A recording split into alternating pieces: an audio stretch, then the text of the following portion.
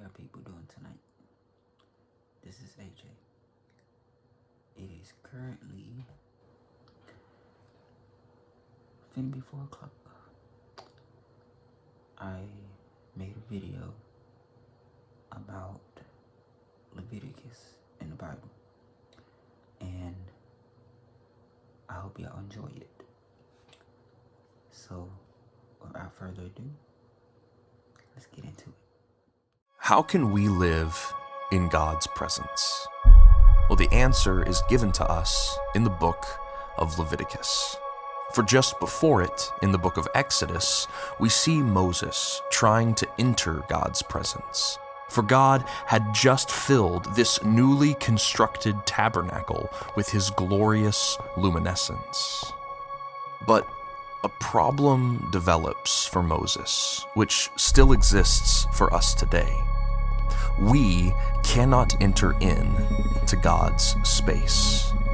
And the reason we can't enter in is because of who we are and who he is. Because God is perfection and we are sin. It's the same reason why darkness can't exist within light, because that which is dark cannot remain next to that which is bright. So, if we are ever to dwell with God, we must become like light. Or, as the book of Leviticus will tell us, the only way to live with God closely is to be holy as he is holy. But how can we? With all our sin and everything that's broken, how will our darkness be able to enter his presence for even one moment?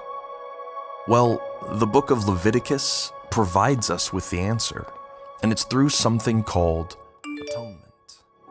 Atonement is the price that has to be paid to make humans and God alike. So God graciously provided a system through priests and sacrifice to take his people's darkness and replace it with light. Atonement allowed the Israelites to transfer their darkness onto an offering God had specified. And since the cost of sin is the loss of life, that atoning offering had to die. But that only removed the penalty of darkness. It did not create any light, which is why sacrifice is only part of the story atonement has to tell. The other part is that God made a way to turn his people into light as well. That's what Leviticus calls purification, the taking of the dark and making it bright with God's holy illumination. It's taking the innocence of the sacrifice and granting it to another in an act of gracious application. And that's what God gave the nation of Israel, a way for them to be light like him and live near his presence in the temple. That's why this system was essential. That's why atonement was necessary. But the problem was, the effects of this ceremonial system were only temporary. For like all of us, the people who lived in the time of Leviticus did not sin just once, but constantly. So they did not need atonement one time, but repeatedly. They could not stop becoming darkness and deserving its penalty. They could not stop becoming unlike God and needing new purity. Which is why the priests had to stand at the altar daily to make atonement for the people unceasingly. That's why Leviticus is filled with so many sacrifices and offerings.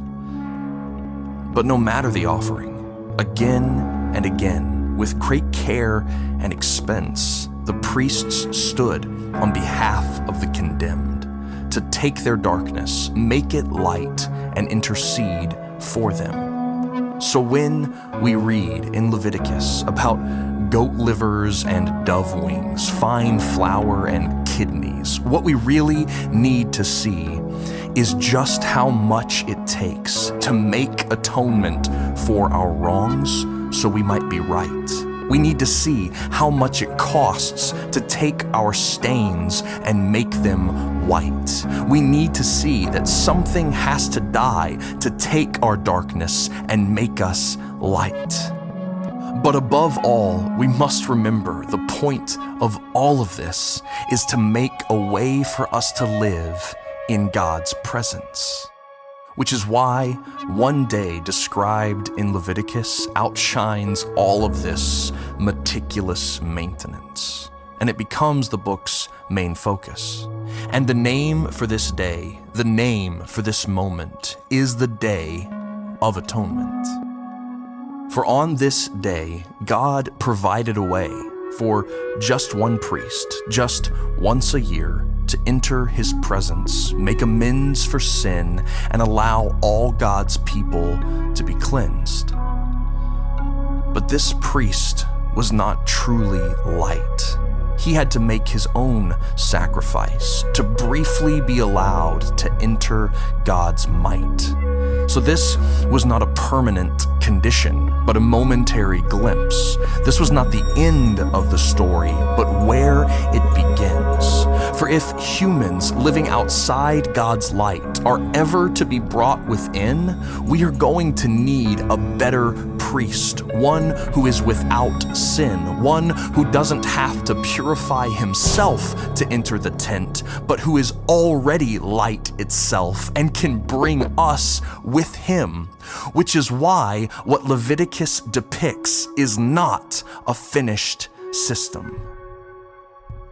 Instead, it points to something else in the distance, to a day God had chosen, the day when God would complete everything Leviticus put in motion. It points us to another day, a final day of atonement. For the light in the temple, the very presence of God, did not stay in heaven, but became flesh and blood. And this God in the flesh, this blood from the Father, put his own life and light on the last and final altar. The final day of atonement is in Jesus' cross.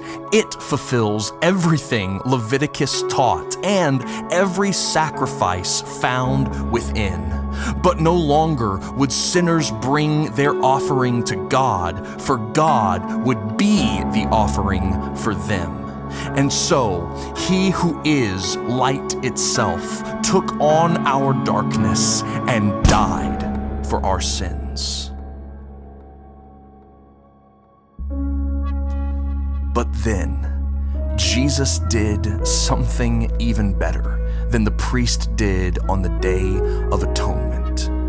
Jesus brought God's light out to those who before could never even approach it.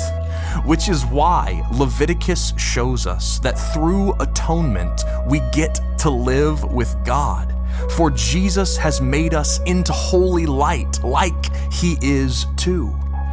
And the most astonishing part of this good news is that the light of God's presence actually comes to dwell in you.